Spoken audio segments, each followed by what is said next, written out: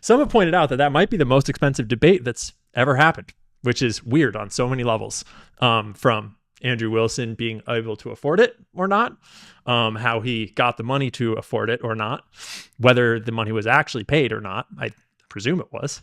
And why you would pay so much money to get the opportunity to do this to yourself and your career on what amounts to national TV, international TV, really, worldwide TV. But we'll get to all of that. Before we start, obviously, I have a bias. I'm obviously on Team Candace, both because of my friendship with her and my respect for her investigation and her perspective. I obviously don't have a lot of respect for Andrew Wilson.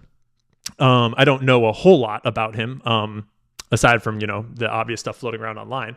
But I try not to judge him for the personal stuff so much. And I was trying to reserve hard judgment on how he would do until I saw him in this debate. Because I was assuming he was going to do a lot better than he did. I was thinking that he was an actually talented, skilled debater that had a mastery of his craft. So I was expecting a lot more from him, honestly, than what we got. But that's fine, whatever. I'm going to point out flaws in whatever logic. I'm going to point out mistakes that Candace made as well.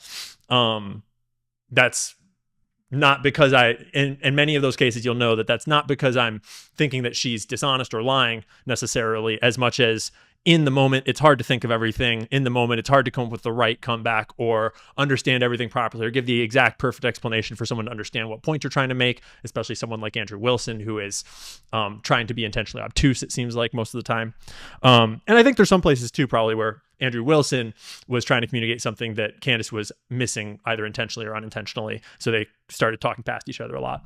But we'll just try to break it all down. So what I'm saying is, I've got a bias, but for purposes of this analysis, I'm going to try my best to park it at the door, at least until the very end, when Andrew makes a really absolute fool of himself.